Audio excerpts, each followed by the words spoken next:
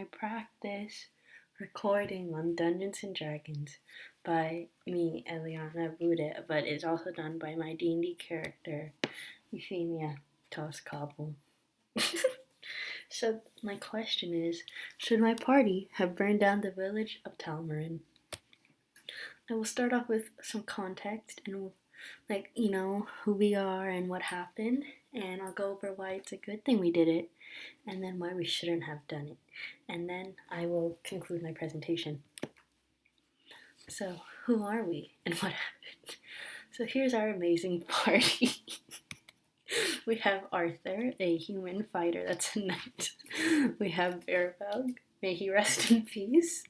And on top of him is Nugnug, our gnome barbarian who likes to rage. And then we have Euphemia Toscobble, a halfling necromancer wizard. And then we have Buko with her spiritual weapon, which is a pickle with Bearbug's face on it. She's our cleric, Asimar cleric. Then we got Milk Ferguson, and he is a dwarf barbarian with his great axes. We got Jarek Siron, a red dragonborn who uses fire. And then we got Jotaro, a black or gray silver dragonborn who likes lightning or acid. And we got Mordred, who is a tiefling druid. He likes animals.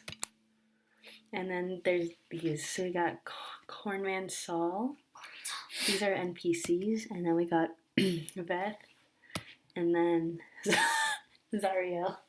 And these guys are cowards. Wow. So our background. So we are a group of chaotic neutrals and goods, and we have one true neutral, Arthur. Oh. We all met at different times.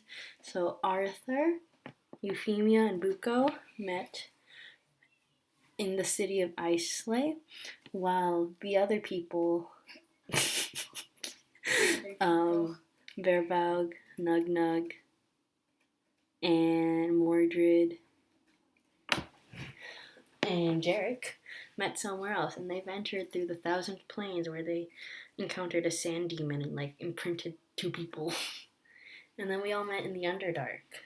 In the Underdark, Bearbug died, rest in peace, but he was brought back to life. Not really. He was reanimated by a necromancer named Valax, and then died again, and then reanimated by Euphemia because she's a necromancer. And then during our time there, we also met Jotaro and got Milk. We've had some deaths, but they came back to life for real. Mordred died by talking back to a demon in his sleep, the demon that imprinted on him while they were going through the thousand plains. And Buko, our cleric, decided to be on the front lines. Yeah, she died. So our whole purpose in the Underdark was to rescue a child, Cornman Saul, and the wizard Mopar, the mentor of Euphemia. So after our adventure in the Underdark, we have to go save Jarek because he's going to die, and we have to return the kid, and we're going on a long journey to help them, and go to the city of Slagos. You're really going to say Slagos like that? It's recording. Oopsies. And then we fought some gnolls and hyenas. And when we found them, they were in a cave. And we stole a bunch of money because there was a section full of money, and we like money. Later on, we went into the village of Talmarin, where there was a king, but not really, because I'll explain later. And then the people there said they were looking for some money that was in a cave guarded by gnolls and hyenas. So yeah, we took their money without knowing, but they didn't find out. And we also had to fight some hill and stone giants for them, even though we really didn't want to. So what happened? So as we were fighting those giants, Jarek, our sorcerer, turned a stone giant into a turtle. Just because they needed proof to show that we actually defeated them. So instead of chopping off their head or something, we made it into a turtle so it's still alive. So when we got back to the village, Jarek gave the turtle to a tradesman one of the men that like kind of run the town there. And then later on, the turtle turned back into its natural form because it's not going to stay like that forever. So while it was in the cart of one of the tradesmen, it just transformed back and started wrecking everything. While this was all happening, we were just inside a tavern, just like hanging out. And then Jarek decided to set it on fire. Since he is a fire dragon, he has something that lets him breathe fire. And since we're in a tavern, there's a bunch of alcohol.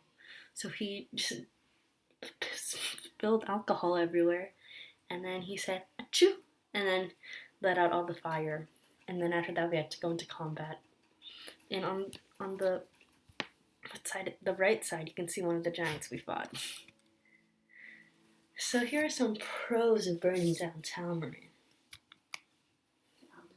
There was corruption. No one has seen the king in months. So some of us broke into the castle and they smelled like death. And they checked his room and it was so dusty and it smelled like death. And it was like no one has lived there in months. The same amount of months that they have not seen the king. So the whole village was run by like these tradesmen and guards. But like they still have to get the king's approval on stuff. But there's no king, so that means the guards are doing something. So this whole town was just corrupt, and the villagers didn't know. So we were saving them. And then milestones and role playing. So in our campaign, we level up based on milestones, which is we level up based on what we do. We don't earn experience points. Yeah. And the famous quote, it's what my character would do. As many of us are chaotic neutrals, we get to do whatever we want because we're chaotic and we don't have a good or bad side. We just do whatever we want whenever we want. And it adds spice to the session because, we're always saving people and stuff. So it was nice to not do that. Additionally, they never found out we took the gold because Euphemia has a handy haversack and it can hold a bunch. It's like Mary Poppins' bag. You can put so much stuff in there and it's going to stay the same weight and look normal. And then because of this little encounter, we got to make a lot of memes, which I'll show at the end of this presentation. So here's some cons, possible regrets of doing this. Innocent the people, the citizens didn't do anything wrong. We don't know where they went. We asked them, they're like, where are we going? And they're like, oh, they're just out of here. So now they don't have a home to go to, which is not good for them. I don't know where they're going to end up. And they have no money because we took their money unknowingly. But then we knew, but we didn't tell them. And this is going to bite us in the butt because in previous experiences, stuff has happened. Like, one of them has led to the death of a king's closest advisor. Yeah, that's how Bearbug got exiled. And we were all watching, and then the advisor got shot with an arrow, and we saw it happen, and we just kept talking amongst ourselves and didn't react at all. And yeah, there's a lot of regret. And the stolen money could mean they have to fight us because they're mad. And now if any other villages near this village hears about this, they're not going to trust us. So we cannot stay anywhere safely. And I felt guilt. Innocent people could have gotten hurt. And they're poor since we have their money. And the tradesman kept their part of the deal that we made. He gave us money from his personal funds since we fought the giants and killed it. So we got their whole money and then we got some of his money and I kind of feel bad.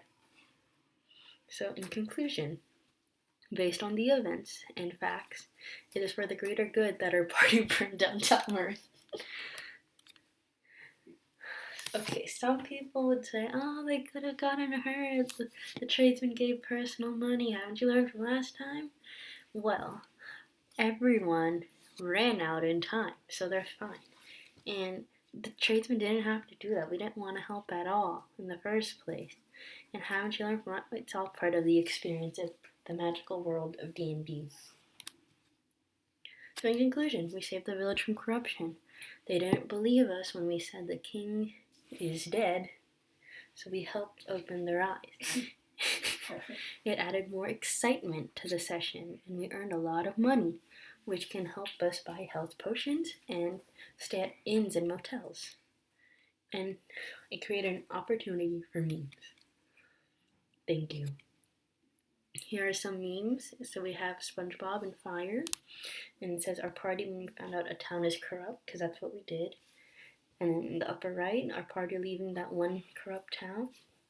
And then this one, we fight a pack of gnolls and its leader, we steal money, and then the town said they're missing money. To learn more about our adventures, background, and to look at memes, visit the websites I created. So this is my old website. It's a Google site, and so that's the name, Campaign Ceres. That's the map of the Underdark. So you can meet our squad. You can learn so much about us. See, that's our person, and you get like their background and what they've done. We got the NPCs, and you can learn more about them. And then I summarize some of our recent sessions, and then I rate the scary stuff we've fought so far. And I rate other stuff that's happened, like the kingdom we visited, the forest, revivals, making a cake because of a revival, and then a bunch of memes.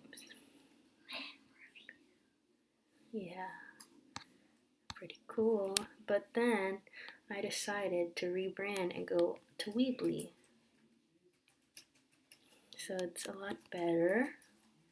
I also made a D&D compilation. You can meet the squad here as well. That's a picture of us. And then you can guess who said what, and then you can like click it and it goes to the person I'm talking about. So here's Buka or Cleric. Like same thing from the previous website. Yeah, I put some highlights in their signature move. Her move is flirting with male strangers that cross her path because she's a sucker for a pretty face.